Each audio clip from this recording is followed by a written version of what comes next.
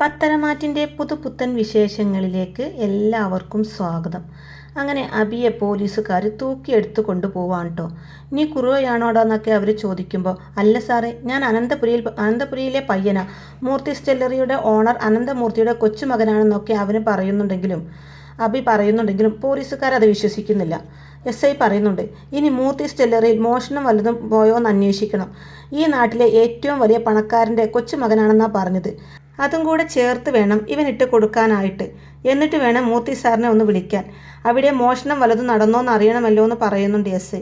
അങ്ങനെ പോലീസുകാർ അബിയെയും കൂട്ടിക്കൊണ്ട് സ്റ്റേഷനിലേക്ക് പോവാണ് കേട്ടോ. ഇവിടെ നമ്മുടെ അനാമികയുടെ അച്ഛൻ വേണു നന്ദുവിനെ തട്ടാനുള്ള തിരക്കിലാണ്. ഗുണ്ടാത്തലവന് നന്ദുവിൻ്റെ ഫോട്ടോ ഒക്കെ കാണിച്ചു കൊടുക്കുന്നുണ്ട്. ഇവൾ കൊള്ളാലോ എന്ന് ഗുണ്ടാത്തലവൻ പറയുന്നതും കാഴ്ചക്ക് മാത്രമല്ല കായിക ബലത്തിനും ആർക്കും പിന്നിലല്ല ഇവൾ. ഒറ്റയ്ക്ക് 4-5 ആണുങ്ങളെ അടിച്ചിടാനുള്ള കെൽപ്പ് ഇവൾക്കുണ്ട്, അത് മറക്കരുത് എന്ന് പറയുന്നുണ്ട് വേണു. ഇവളുടെ കാര്യം തന്നെയാണോ സാർ പറയുന്നത് എന്ന് ഗുണ്ട ചോദിക്കുമ്പോൾ, അതെ, ഇവളുടെ കാര്യം തന്നെ. ഇതിനു മുമ്പ് പൈസ വാങ്ങിച്ച് 4-5 എണ്ണം നല്ല തല്ല് വാങ്ങിച്ചിട്ടാണ് ഓടിയത് എന്ന് വേണു പറയുന്നതും, ഇവളെപ്പോലെ ഒരു തീയെ തല്ലി ഒതുക്കാൻ ഞാൻ മാത്രം മതി സാറേ എന്ന് ഗുണ്ട പറയുമ്പോൾ, തല്ലിയാലും കൊന്നാലും കുഴപ്പമില്ല, ഇവളുടെ ശല്യം ഇനി എൻ്റെ മോളുടെ ജീവിതത്തിൽ ഉണ്ടാവരുത്, അത്രയേ ഉള്ളൂ എന്ന് പറയുന്നുണ്ട് ഗുണ്ട. അങ്ങനെ വേണു ഗുണ്ടാ തലവിനുള്ള അഡ്വാൻസ് ഒക്കെ കൊടുത്തിട്ട് പറയുന്നുണ്ട്, കഴിഞ്ഞ തവണ പൈസ വാങ്ങിയന്മാർ ഇതുപോലെ പറഞ്ഞതാ, എന്നിട്ട് അവന്മാരുടെ പൊടി പോലും കണ്ടില്ല എന്നൊക്കെ പറയുമ്പോൾ, അപ്പോൾ ആ ഗുണ്ട പറയുന്നുണ്ട്, ഇത്തവണ ഇവളുടെ പൊടി പോലും ഉണ്ടാവില്ല എന്ന് വീമ്പിളക്കിയിട്ടാണ് കേട്ടോ ഗുണ്ട അവിടുന്ന് പോകുന്നത്. ഇവിടെ പോലീസ് സ്റ്റേഷനിൽ അബിയെ അടിച്ച് ഇടിച്ച് ഇഞ്ചിഞ്ചാക്കി ഒരു പരിവാക്കുന്നുണ്ട് കേട്ടോ. സാറേ, ഞാൻ നിരപരാധിയാണ് സാറേ എന്നൊക്കെ അബി പറയുന്നുണ്ടെങ്കിലും പോലീസുകാരൻ പറയും, അതുകൊണ്ടാടാ പുറമേയുള്ള പരിക്കുകളൊന്നുമില്ലാതെ നിന്നെ തലോടി വിട്ടത്. ഇനി നീ അനന്തമൂർത്തിയുടെ കൊച്ചുമോനാണെങ്കിൽ ഞങ്ങൾ പേടിക്കണമല്ലോ എന്നും പറഞ്ഞിട്ട് വീണ്ടും ഇടിക്കുകയാണ് കേട്ടോ. മൂർത്തി സാറ് ഇതറിയുമ്പോൾ നിനക്ക് 2 എണ്ണം കൂടി തരാനേ പറയൂ, എന്നാലും കള്ളം പറയുമ്പോൾ കുറച്ച് മയത്തിലൊക്കെ പറയേണ്ടടാന്നൊക്കെ SI പറയുമ്പോൾ അബി പറയുന്നുണ്ട്, സർ പശ്ചാത്തപിക്കേണ്ടി വരും, ചിലപ്പോൾ സാറിൻ്റെ ജോലിയെ വരെ അത് ബാധിക്കും. സാർ വേണമെങ്കിൽ മൂർത്തി സ്റ്റെല്ലറിലേക്ക് ഒന്ന് വിളിക്ക്, അല്ലെങ്കിൽ മുത്തശ്ശൻ്റെ നമ്പർ ഞാൻ തരാം, സാർ ഒന്ന് വിളിക്ക്, അപ്പോൾ സത്യം എന്താണെന്ന് അറിയാലോ എന്നൊക്കെ അബി പറയുന്നുണ്ടെങ്കിലും പോലീസുകാർ അതൊന്നും വിശ്വസിക്കാൻ തയ്യാറാവുന്നില്ല. പോലീസുകാർ പറയുന്നുണ്ട്, ഇനി നിന്നെ പോലെയുള്ള ഒരു പയ്യൻ അങ്ങേരുടെ കൊച്ചുമോനാണോ എന്ന് ചോദിച്ചിട്ട് വേണം എനിക്ക് മോളിൽ നിന്ന് ട്രാൻസ്ഫർ അടിച്ചു തരാൻ എന്ന് പറയുന്നുണ്ട്. തുടർന്ന് പറയുന്നുണ്ട്, ഈ സ്റ്റേഷൻ പരിധിയിൽ 6-7 മോഷണമൊക്കെ നടന്നിട്ടുണ്ട്, അതിൻ്റെയൊക്കെ പിന്നെ നീയല്ലടാ, സത്യം പറഞ്ഞു എന്നൊക്കെ പറയുമ്പോൾ, അയ്യോ സാറേ ഞാനല്ല, എനിക്കൊന്നും അറിയില്ല എന്ന് അബി പറയുമ്പോൾ, നീ കുറ്റമേറ്റാൽ മാത്രം പോരാ, നിന്റെ കൂട്ടാളികളെയും ഞങ്ങൾക്ക് കാണിച്ചു തരണം, അതുവരെ ഈ പരിപാടി അങ്ങ് തുടരും എന്ന് പറഞ്ഞിട്ട് വീണ്ടും ഇടിക്കുകയാണ് അബിയെ പോലീസുകാർ.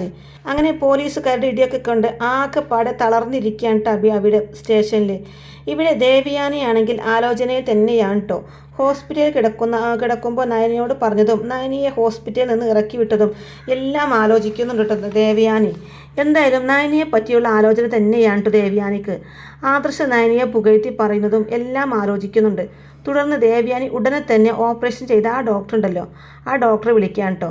ഞാൻ ദേവയാനിയാണെന്ന് പറയുമ്പോൾ, ആ മനസ്സിലായി, എന്തെങ്കിലും ആവശ്യതയുണ്ടോ എന്ന് ഡോക്ടർ ചോദിക്കുമ്പോൾ, ഇല്ല ഡോക്ടർ, ഇപ്പോൾ എൻ്റെ മനസ്സിലാണ് ചെറിയ പ്രോബ്ലം ഉള്ളതെന്ന് ദേവയാനി പറയുന്നതും എന്ത് പറ്റിയെന്ന് ചോദിക്കുന്നുണ്ട് കേട്ടോ ഡോക്ടർ. എനിക്ക് കരൾ തന്ന ആ പെൺകുട്ടിയെ ആരും പറയുന്നില്ല, എല്ലാവരും അത് മറച്ചു വെക്കുന്ന പോലെ ഒരു തോന്നൽ. ഡോക്ടർക്ക് ആ കുട്ടിയുടെ ഡീറ്റെയിൽസ് ഒന്ന് തരാൻ കഴിയുമോ, അറ്റ്ലീസ്റ്റ് ആ കുട്ടിയുടെ മൊബൈൽ നമ്പറെങ്കിലും എന്നൊക്കെ ദേവയാനി പറയുമ്പോൾ, അത് പിന്നെ ഒരു ഡീറ്റെയിൽസും ആരോടും പറയരുതെന്ന് ആ കുട്ടിയുടെ ഹസ്ബൻഡും പറഞ്ഞിരിക്കുന്നത്. അങ്ങനെയാവുമ്പോൾ അത് ഞങ്ങൾ പുറത്ത് പറയുന്നത് ശരിയല്ലല്ലോ ദേവയാനി എന്ന് പറയുന്നുണ്ട് ഡോക്ടർ. അപ്പോൾ ദേവയാനി പറയും, ഡോക്ടർ, നമ്മളെ ആരെങ്കിലും സഹായിക്കുകയാണെങ്കിൽ അവരെക്കുറിച്ച് അറിയാനുള്ള അവകാശം നമുക്കില്ലേന്ന് ചോദിക്കുമ്പോൾ, അവരെപ്പറ്റി അറിയാനുള്ള പലരും ദേവയാനിക്ക് അരികിൽ തന്നെ ഉണ്ടല്ലോ, അവരത് ദേവയാനിയോട് പറയാത്ത സ്ഥിതിക്ക് ഞാൻ എങ്ങനെ പറയും? ഇപ്പോൾ കാര്യങ്ങളൊക്കെ സ്മൂത്തായിട്ട് പോവല്ലേ, അങ്ങനെ പോട്ടെ. ദേവയാനിയെ സഹായിച്ചത് നന്മയുള്ളൊരു പെൺകുട്ടി തന്നെയാണ്, അത്രമാത്രം ദേവയാനി ഇപ്പോൾ അറിഞ്ഞാൽ മതി എന്നും പറഞ്ഞ് ഡോക്ടർ കോൾ കട്ട് ചെയ്യാണ് കേട്ടോ. കോൾ കട്ട് ചെയ്ത് വളരെ വിഷമത്തോടെ തന്നെ ഇങ്ങനെ നിൽക്കുകയായിരിക്കട്ടെ ദേവയാനി. അപ്പോൾ അതേ സമയം ജലജ വന്നിട്ട്, എന്താ ഏട്ടത്തി ഒരു വിഷമം പോലെ, ആദർശം ചേട്ടനും ഒന്നും വിളിച്ചില്ലേന്ന് ചോദിക്കുമ്പോൾ, അവരൊക്കെ വിളിച്ചിരുന്നു എന്ന് പറയുന്നുണ്ട്. തുടർന്ന്, അല്ല, എന്നെ സഹായിച്ച ആ പെൺകുട്ടി ആരാണെന്ന് നിങ്ങൾക്ക് ആർക്കും അറിയില്ലേ, അതോ നിങ്ങളും അറിഞ്ഞിട്ട് അതെൻ്റെ അടുത്ത് നിന്ന് മറച്ചു വെക്കുകയാണോ എന്നൊക്കെ ദേവയാനി ചോദിക്കുമ്പോൾ, എൻ്റെ ഏട്ടത്തി, ഞങ്ങളതറിഞ്ഞെങ്കിൽ ഏട്ടത്തിയോട് പറയാതിരിക്കോ, ആ പെൺകൊച്ച് ആരാണെന്നറിഞ്ഞാൽ അവളെ സഹായിക്കാൻ ഞങ്ങളൊക്കെ തയ്യാറാണ്, അതിന് സമ്മതിക്കുന്നില്ലല്ലോ എന്ന് പറയുന്നുണ്ട് ജലജ. ഞാനാണെങ്കിൽ 50 ലക്ഷത്തിൻ്റെ ഒരു ചെക്ക് ആ കുട്ടിക്ക് കൊടുക്കാൻ ആദർശിനെ ഏൽപ്പിച്ചിട്ടുണ്ടായിരുന്നു. അത് കൊടുത്തു എന്നവൻ പറഞ്ഞു. പക്ഷേ ആ ചെക്ക് ഇതുവരെ ബാങ്കിൽ പ്രസൻറ്റ് ചെയ്തിട്ടില്ല എന്ന് പറയുന്നുണ്ട്. അപ്പോൾ ജലജ പറയും, ചിലപ്പോൾ പൈസ ഒരുപാടുള്ള ആൾക്കാരായിരിക്കും. ഇന്നത്തെ കാലത്ത് കോടീശ്വരന്മാർ പോലും കരളും വൃക്കയും ഒക്കെ ദാനം ചെയ്യുന്നില്ലേ? ജീവകാരുണ്യ പ്രവർത്തനത്തിൽ താല്പര്യമുള്ള ആരെങ്കിലുമൊക്കെ ആയിരിക്കും ഈ പെൺകൊച്ചും ഭർത്താവും ഒക്കെ എന്ന് പറയും. എങ്കിലും അവരെ പറ്റി അറിയാനുള്ള അവകാശം നമുക്കില്ലേ ജലജെ എന്ന് ദേവയാനി ചോദിക്കുമ്പോൾ അതുണ്ട് എന്ന് പറയുന്നുണ്ട്. തുടർന്ന് ദേവയാനി പറയുന്നുണ്ട്, എന്തായാലും ആ പെൺകുട്ടിയെ കണ്ടേ പറ്റൂ എന്ന് പറയുമ്പോൾ ജലജ മനസ്സുകൊണ്ട് ഇങ്ങനെ പറയുന്നുണ്ട്, ഒരുത്തി കരൾ കൊടുത്ത് സഹായിച്ചു, ഇനി അവളുടെ പിന്നാലെ നടക്കുക പൈസയും കൊണ്ട്. ആവശ്യക്കാർ കൊടുക്കത്തുമില്ല എന്ന് പറഞ്ഞിട്ട് അവിടുന്ന് പോവാണ് കേട്ടോ ജലജ അവിടുന്ന് പോയതിനു ശേഷവും ദേവയാനി ആലോചനയിൽ തന്നെയാണ് കേട്ടോ. ഹോസ്പിറ്റലിൽ കിടക്കുന്ന സമയത്ത് ജയനോട് പറഞ്ഞ കാര്യങ്ങളൊക്കെ ഓർക്കുന്നുണ്ട് കേട്ടോ. ഒരു കാരണവശാലും അവളെ ഇങ്ങോട്ട് കടത്തിവിടരുത്, അവളെ കണ്ടാൽ എൻ്റെ രോഗം കൂടും എന്നൊക്കെ നയനയെ പറ്റി പറഞ്ഞതൊക്കെ വീണ്ടും വീണ്ടും ദേവയാനിയുടെ മനസ്സിലേക്ക് ഇങ്ങനെ വരികയാണ് കേട്ടോ. അപ്പോൾ അതിന് മറുപടിയായിട്ട് ജയേട്ടൻ നയനയെ പുകഴ്ത്തി സംസാരിക്കുന്നതും ഒക്കെ തന്നെയാണ് കേട്ടോ ദേവയാനിയുടെ മനസ്സിലേക്ക് വീണ്ടും വീണ്ടും വരുന്നത്. അങ്ങനെ നയനയെക്കുറിച്ച് മാത്രമാണ് കേട്ടോ ദേവയാനി ഇപ്പോൾ ആലോചിക്കുന്നത്. അതിനുശേഷം കാണിക്കുന്നത് ജയേട്ടനും ആദർശവും അഭിയും അനിയും ഒക്കെ ദർശനം കഴിഞ്ഞ് അഭിയെ ഇറക്കി വിട്ടു പോയ ആ ഒരു അമ്പലത്തിലേക്ക് വരുന്നുണ്ട് കേട്ടോ. അപ്പോൾ അഭിയെ അവിടെ ഒന്നും കാണുന്നില്ല. ഫോൺ വിളിച്ചു നോക്കുമ്പോൾ ഫോണും എടുക്കുന്നില്ല. അപ്പോൾ അജയൻ പറയുന്നുണ്ട്, അവന് എവിടെയെങ്കിലും കറങ്ങി നടക്കുന്നുണ്ടാകുമെന്ന് പറയുമ്പോൾ ഇവിടെ തന്നെ ഇരിക്കണമെന്നല്ലേ അവനോട് പറഞ്ഞതെന്ന് ജയൻ പറയുന്നതും പറഞ്ഞാൽ കേട്ടിരുന്നെങ്കിൽ എത്രയോ നന്നായേനെന്ന് പറയുന്നുണ്ട് ആദർശം. തുടർന്ന് അവിടെയുള്ള ഒരാളോട് ഇങ്ങനെ ചോദിക്കുന്നുണ്ട് കേട്ടോ. അപ്പോൾ ഫോട്ടോ കാണിച്ചു കൊടുക്കുമ്പോൾ അയാൾ പറയുന്നത് ഇങ്ങനെയുള്ള ഒരാളെ ഇവിടെ കണ്ടിട്ടില്ല എന്ന് തന്നെയാണ് പറയുന്നത്. അങ്ങനെ പറഞ്ഞാൽ എങ്ങനെ ശരിയാവും?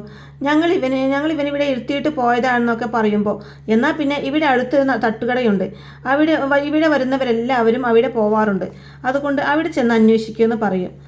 അപ്പോൾ പിന്നെ എല്ലാവരും ആ തട്ടുകടയിലേക്ക് പോകാൻ വേണ്ടി ഒരുങ്ങാൻ കേട്ടോ. അപ്പോൾ ജയൻ പറയുന്നുണ്ട്, വണ്ടി എടുത്തുകൊണ്ട് നമുക്ക് അങ്ങോട്ട് പോകാമെന്ന് പറയാണ്. അങ്ങനെ വണ്ടി എടുത്ത് അവർ തട്ടുകടയിലേക്ക് ചെല്ലുകയാണ് കേട്ടോ.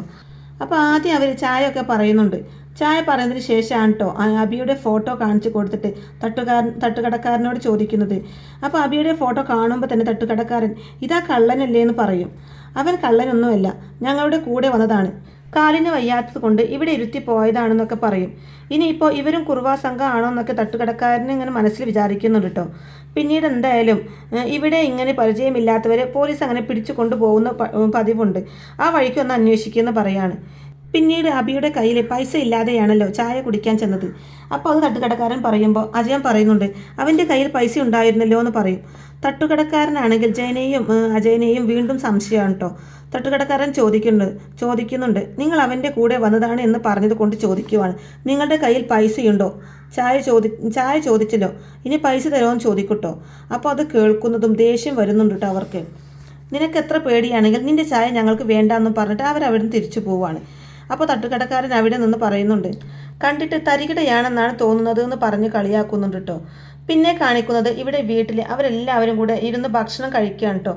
അപ്പോൾ മുത്തശ്ശൻ പറയുന്നുണ്ട്, മക്കൾ മാലയിട്ടിട്ടുണ്ടെങ്കിൽ അവർക്ക് നന്മ പറഞ്ഞു കൊടുത്ത് അവരെ നേർവഴിക്ക് നടത്തണം, അല്ലാതെ ഇരുന്ന് കുറ്റവും കുശുമ്പും പറയലല്ല അമ്മമാർ ചെയ്യേണ്ടതെന്ന് പറയുമ്പോഴേക്കും ജലജ ചോദിക്കുന്നുണ്ട്, അതിന് ഞാൻ എന്ത് ചെയ്തു എന്നാ അച്ഛനീ പറയുന്നത്? അവൻ്റെ വിവാഹം കഴിഞ്ഞിട്ട് അവൻ ആദ്യമായിട്ട് ശബരിമലക്ക് പോയതാണ്. അത് മുടങ്ങിപ്പോയിട്ടുണ്ടെങ്കിൽ ഇവിടെ വന്ന് കയറിയ അവൻ്റെ ഭാര്യയുടെ കുഴപ്പമാണ്.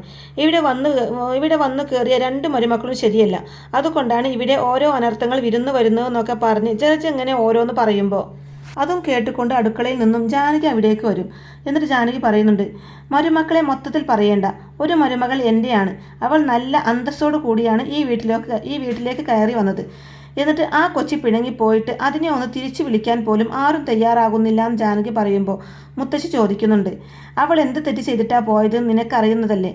വയ്യാതിരിക്കുന്ന നയനയെ പിടിച്ച് തള്ളാവൂ അവൾക്ക്? അവൾ എന്തിനാ അങ്ങനെ ചെയ്തതെന്ന് ചോദിക്കൂട്ടോ. അപ്പോൾ ജലജ പറയുന്നുണ്ട്, അങ്ങനെ ചെയ്തിട്ടുണ്ടെങ്കിൽ നല്ല രീതിയിൽ തന്നെ അവൾക്ക് തിരിച്ചു കൊടുത്തല്ലോ നന്ദു. എന്തൊരു ചവിട്ടിയതെന്നറിയോ? അതുപോലെ ഉപദ്രവിച്ചില്ലേ തിരിച്ചും എന്ന് പറയും. അപ്പോൾ മുത്തശ്ശൻ പറയുന്നുണ്ട്, അത് പിന്നെ അങ്ങനെയല്ലേ വരുള്ളൂ. അവശതയുള്ള സ്വന്തം ചേച്ചിയെ ആരെങ്കിലും ഉപദ്രവിച്ചാൽ ആരെങ്കിലും കണ്ടുകൊണ്ട് നിൽക്കൂ. അത് തന്നെയാണ് അവിടെ സംഭവിച്ചത്. ഇതൊന്നും ചെയ്യേണ്ട കാര്യമില്ലായിരുന്നല്ലോ എന്ന് പറയും. അപ്പോൾ ദേവിയാൻ ചോദിക്കുകയാണ്, അതെന്താ അച്ഛാ അവൾക്ക് ഭയങ്കര അവശതയാണെന്ന് പറഞ്ഞത്? അവൾക്ക് എന്തെങ്കിലും അസുഖമുണ്ടോ എന്ന് ചോദിക്കുമ്പോൾ അപ്പോൾ അത് കേൾക്കുന്നതും ആകെ ടെൻഷൻ ആവുന്നുണ്ട് കേട്ടോ മുത്തശ്ശനും മുത്തശ്ശിക്കും. അപ്പോൾ അതിനിടയ്ക്ക് ചാടിക്കേറി ജലജ പറയുന്നുണ്ട്, പിന്നെ അവൾക്ക് ഭയങ്കര ക്ഷീണം, കാരണം ഏട്ടത്തേക്ക് കരൾ തന്ന് അവളല്ലേ, അതിൻ്റെ ക്ഷീണം അവൾക്ക് എന്ന് പറയുന്നിങ്ങനെ പറഞ്ഞ് കളിയാക്കുകയാണ്. അന്നേരം ജാനകി പറയുന്നുണ്ട്, ഓ പിന്നെ അവൾ കരൾ ഇപ്പം തരും, മിക്കവാറും ഏട്ടത്തിയുടെ കരൾ വേണമെങ്കിൽ അവൾ തുരന്നെടുത്തേന്, അതുപോലെയുള്ള സ്വഭാവം അവൾക്ക്, അവൾ അങ്ങനെ ചെയ്യില്ല എന്ന് പറയും. അപ്പോഴേക്കും മുത്തശ്ശൻ ദേഷ്യം വരുന്നുണ്ട് കേട്ടോ. മുത്തശ്ശൻ പറയുന്നുണ്ട്, ഈ വീട്ടിലേക്ക് മരുമകളായി വന്നവരാണ് നിങ്ങൾ 2 പേരും. അതിനുശേഷം വേറെ 3 മരുമക്കളും കൂടി ഈ വീട്ടിലേക്ക് വന്നു. ഇവരെല്ലാവരും വെച്ച് നോക്കിയാലും ഈ കുടുംബത്തിൻ്റെ യശസ് ഉയർത്തിയത് നയനമോളാണ്. ഞാൻ 100-ൽ 100 മാർക്ക് നയനമോൾക്ക് കൊടുക്കും എന്ന് പറയും. എന്നാൽ അത് തീരെ അങ്ങ് ഇഷ്ടപ്പെടുന്നില്ല കേട്ടോ ജാനകിക്ക്. ജാനകി ഒരു പുച്ഛഭാവത്തിൽ ജലജയെ എങ്ങനെ നോക്കുന്നുണ്ട്. വീണ്ടും മുത്തശ്ശൻ പറയുന്നുണ്ട്, ഈ വീട്ടിലോട്ട് കയറി വന്ന അന്ന് തൊട്ട് ദേവയാനിയെ അമ്മായിയമ്മ ആയിട്ടല്ല, സ്വന്തം അമ്മയായിട്ട് തന്നെയാണ് നയനമോൾ കാണുന്നത്. ആ രീതിയിലാണ് അവൾ പെരുമാറിയിരുന്നതും. ഇനി നിനക്ക് എന്തെങ്കിലും ആവശ്യം വന്നാൽ കരൾ തരേണ്ടതായിട്ടുള്ള എന്തെങ്കിലും ഒരാവശ്യം വന്നിട്ടുണ്ടായിരുന്നെങ്കിലും മോൾ അത് തന്നേനെ. അതിനുള്ള മനസ്സും മോൾക്കുണ്ട്. അതൊന്നും മനസ്സിലാക്കാനുള്ള കഴിവ് നിനക്കില്ല. കാരണം നീ ആ രീതിയിൽ നിന്റെ മരുമകളെ മനസ്സിലാക്കിയിട്ടില്ല എന്നൊക്കെ പറഞ്ഞ് നയനയെ പുകഴ്ത്തി പറയുകയാണ് കേട്ടോ.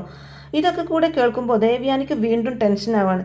അന്നേരം ദേവയാനി ചോദിക്കുന്നുണ്ട്, എനിക്ക് കരൾ തന്ന ആ പെൺകുട്ടിയെ ഒന്ന് കാണണം എന്ന് പറഞ്ഞിട്ട് ആരും കൊണ്ടേ കാണിച്ചില്ല. നിങ്ങളൊക്കെ എന്തിനാ ആ പെൺകുട്ടിയെ ഇങ്ങനെ മറച്ചു വെക്കുന്നത്?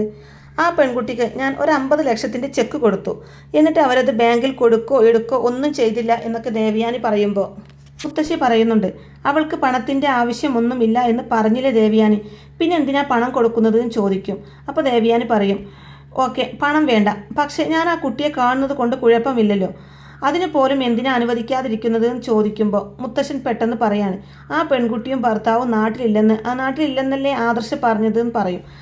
അപ്പോഴേക്കും ദേവയാനിക്ക് വീണ്ടും ടെൻഷൻ.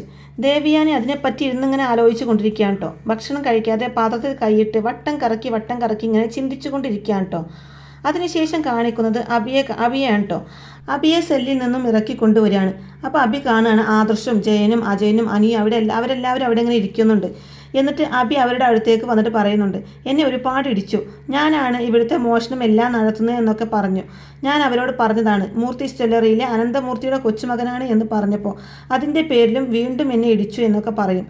അപ്പോൾ ജയൻ ചോദിക്കുന്നുണ്ട്, എന്തിനാ സാറേ ഇങ്ങനെ ഉപദ്രവിച്ചത്, അതിൻ്റെ ആവശ്യമുണ്ടായിരുന്നോ എന്ന് ചോദിക്കുമ്പോൾ അങ്ങനെയായിരുന്നു സാഹചര്യങ്ങൾ. പിന്നെ ഇവൻ പറഞ്ഞൊന്നും വിശ്വസിക്കേണ്ട കാര്യം ഉള്ളതായിട്ട് ഞങ്ങൾക്ക് തോന്നിയില്ല. ഇവനൊരു ഹോട്ടലിൽ കയറി ഭക്ഷണം കഴിച്ചിട്ട് പൈസ കൊടുക്കാതെ ഇറങ്ങി ഓടി. അങ്ങനെയുള്ളപ്പോൾ പിന്നെ ഞങ്ങൾ ഇവനെ എങ്ങനെ വിശ്വസിക്കുമെന്ന് ചോദിക്കട്ടോ. അപ്പോൾ ആദർശ് പറയുന്നുണ്ട്, നീ എന്തിനാ അങ്ങനെ ചെയ്യാൻ പോയത്, അത് തെറ്റല്ലേ എന്ന് ചോദിക്കുമ്പോൾ ഞാൻ അവരോട് പറഞ്ഞായിരുന്നു നിങ്ങൾ വരുമ്പോൾ പൈസ തരും എന്ന് പറഞ്ഞിരുന്നു, എന്നിട്ട് അവരെ വിശ്വസിച്ചില്ല എന്ന് പറയുമ്പോൾ അജയൻ ചോദിക്കുന്നുണ്ട്, പിന്നെ നീ ഇങ്ങനെയുള്ള കാര്യങ്ങളൊക്കെ പറഞ്ഞാൽ ആരെങ്കിലും വിശ്വസിക്കുമോ എന്ന് ചോദിക്കും. അപ്പോൾ അബിയുടെ കയ്യിലും തെറ്റുള്ളത് കൊണ്ട് തന്നെ അത് കേസൊന്നും ആക്കുന്നില്ല എന്ന് തീരുമാനിക്കാണ്ട് ജയൻ. എന്നിട്ട് പോലീസുകാരനെ ഉപദേശിക്കുകയും ചെയ്യുന്നുണ്ട്. ഇനി ഇങ്ങനെയുള്ള നിരപരാധികൾ ആരെങ്കിലും കയ്യിൽ വന്ന് പെട്ടിട്ടുണ്ടെങ്കിൽ അവർ എന്തെങ്കിലും ഒരു ഇൻഫർമേഷൻ തന്നിട്ടുണ്ടെങ്കിൽ അത് ശരിയാണോ, അവരുടെ ഐഡൻറ്റിറ്റി ശരിയാണോ എന്ന് ചെക്ക് ചെയ്തതിന് ശേഷമേ ഇങ്ങനത്തെ പരിപാടി കാണിക്കാൻ പാടുള്ളൂ എന്നൊക്കെ പറഞ്ഞ് ദേഷ്യപ്പെട്ടിട്ടാണ് അവിടെ നിന്ന് ഇറങ്ങിപ്പോരുന്നത്. ഇറങ്ങിക്കഴിഞ്ഞ് ജയൻ പറയുന്നുണ്ട്, നമുക്കിത് വേണമെങ്കിൽ കേസാക്കാമായിരുന്നു, ആ പോലീസുകാരൻ്റെ ജോലിയും വേണമെങ്കിൽ കളയാമായിരുന്നു. ഞാനത് ചെയ്യാതിരുന്നത് അയ്യപ്പസ്വാമി SIയുടെ രൂപത്തിൽ വന്ന് നിനക്ക് തരേണ്ടത് തന്നു, അതുകൊണ്ടാണെന്ന് പറയുമ്പോൾ ആകെ വിഷമിച്ച് അവരെ തന്നെ നോക്കി നിൽക്കുന്ന അബിയെയും കാണിച്ചു കൊണ്ടാണ് കേട്ടോ ഇന്നത്തെ ഈ എപ്പിസോഡ് അവസാനിക്കുന്നത്. അപ്പോൾ ഇങ്ങനെയൊക്കെയുള്ള നല്ല അടിപൊളി ത്രില്ലിങ് എപ്പിസോഡുകളൊക്കെയാണ് കേട്ടോ ഇനി പത്തരമാറ്റിൽ വരാനിരിക്കുന്നത്. അപ്പോൾ ഈ റിവ്യൂ ഇഷ്ടമായിട്ടുണ്ടെന്നുണ്ടെങ്കിൽ വീഡിയോ ലൈക്ക് ചെയ്യാനും ചാനൽ കൂടി ഒന്ന് സബ്സ്ക്രൈബ് ചെയ്ത് സപ്പോർട്ട് ചെയ്യാനും മറക്കല്ലേ ഫ്രണ്ട്സ്. താങ്ക്